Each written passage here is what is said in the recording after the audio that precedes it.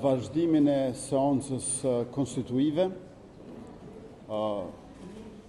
nuk propozuam një emër për kryetar kuvendi, ndonse i kemi votat për një gjë të tillë, me qenë se çfarë do konstituimi i kuvendit, pa marrëveshje politike, që do të garantonte qëndrimin në sallë dhe votimin për presidentin e Republikës, pashmangshëm do të na shpijente tek zgjedhjet e reja të përsëritura, të parakoshme, të parësyshme, të panevojshme dhe gjithsesi të dëmshme.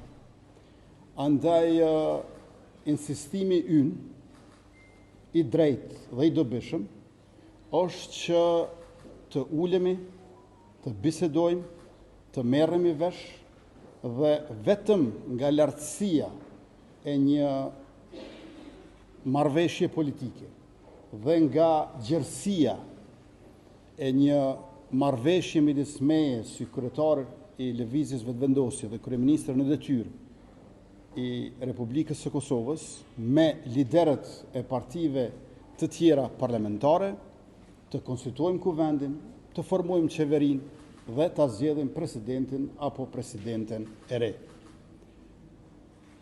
Nuk ka kuptim që të mos bëjmë marrëveshje. Nuk ka kuptim që të mos bashkëbisedojmë. Në këto orët e fundit, ndërmjet fillimit të seancës për konstituimin e kuvendit dhe vazhdimit të kësaj seance, unë kam pasur takim, gjithashtu kam shkruar letra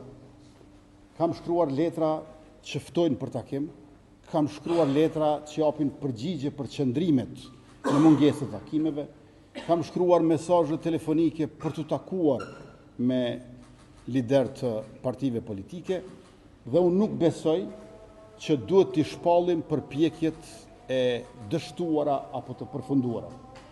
Unë besoj që ne duhet të vazhdojmë të përpiqemi, sepse kështu e kërkon kushtetueshmëria dhe kësaj pret populli i Kosovës prej nesh.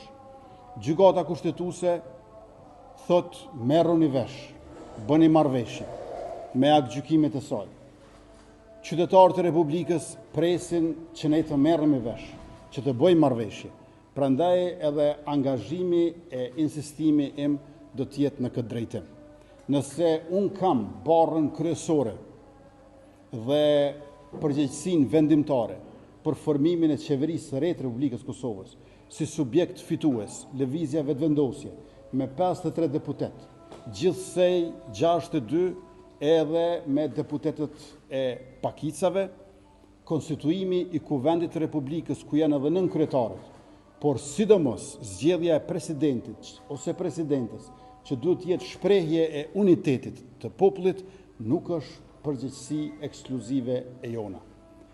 Nuk do duhej kurrësi të shkojmë në një seancë kuvendi për zgjedhjen e presidentit, ku aty do të jenë vetëm ulset e rreshtit të mesëm, ku është vetëvendosja me partner, me guxo e alternativën, me deputetët e pakicave bosnjake, turke, ashkali, egjiptian, rom dhe gjithashtu deputeti Nenad Rashić, të vetmuara për ta zgjedhur presidentin e Republikës. Presidenti duhet të jetë bipartijak, jashtë polemikave ditore, jo në këtë skenën aktuale politike, por një personalitet me karakter të dëshmuar, me vlera e merita profesionale e kombëtare.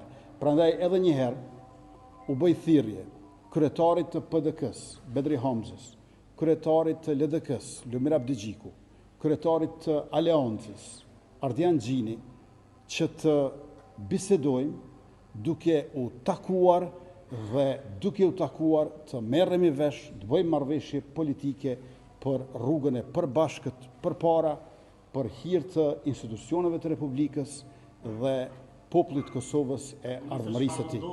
Ju falenderoj shumë të gjithë juve, të cilët e keni ndjekur me përpikëri edhe këtë vazhdim të seancës.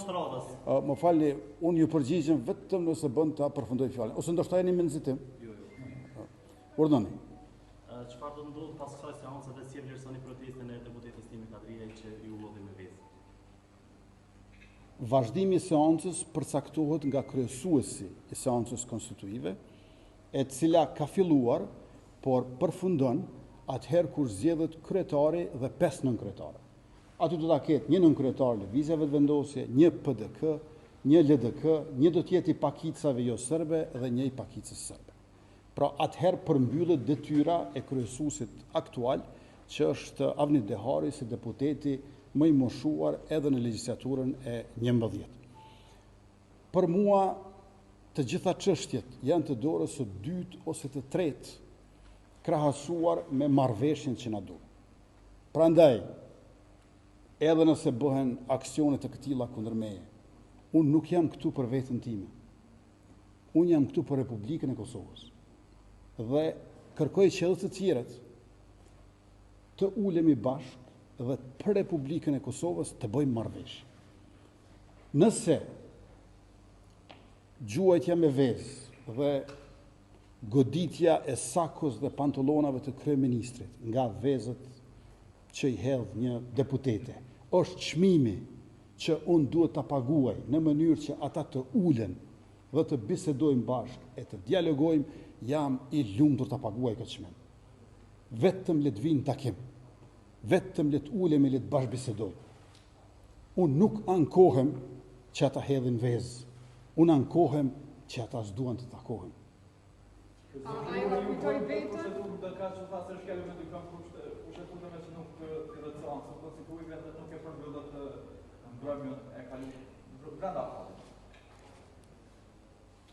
Unë nuk jam antar i gjykatës kushtetuese, nuk kam ambicie të tilla. Gjykata kushtetuese ka dhënë aktgjykimin e të kaluarën. Më duhet ta pranoj që të gjitha aktgjykimet e gjykatës kushtetuese nuk kanë koherencë të plotë, nuk kanë konsistencë juridike, por ato janë aty. Interpretimet i bën gjykata. Vendimet në formën e aktgjykimeve i bën gjykata. Kryesuesi e ka thirrur vazhdimin e seancës dhe unë jam përgjigjur. Kur të na thras herën ardhshme, unë po ashtu do të përgjigjem. Zoti Kurte, domethënë, po kërkojnë për opozitës me votuar një president. A ka në moment në historinë parlamentare të vendosjes që ju ja keni votuar tash partiva opozitare një kryeparlamentar ose një president? Së pari, unë nuk kam kërkuar që ta votoj një president tonë. Ju e dini rezultatin zgjedhor. Lëvizja Vetëvendosje 53 deputet, Partia Demokratike e Kosovës 22 deputet, Lidhja Demokratike e Kosovës 18 deputet, Aleanca 7 deputet. Partitë opozitare së bashku 47 deputet. Lëvizja Vetëvendosje 53 deputet. E përkundër kësaj, ne nuk insistojmë që Glauko Njusa të jetë presidenti i Republikës. Përkundrazi, Glauko Njusa ka tërhequr kandidaturën e vet që t'i jap shans një kandidati konsensual, gjithëpërfshirës, shprehje e unitetit popullit. Prandaj nuk është e vërtetë që ne po kërkojmë nga PDK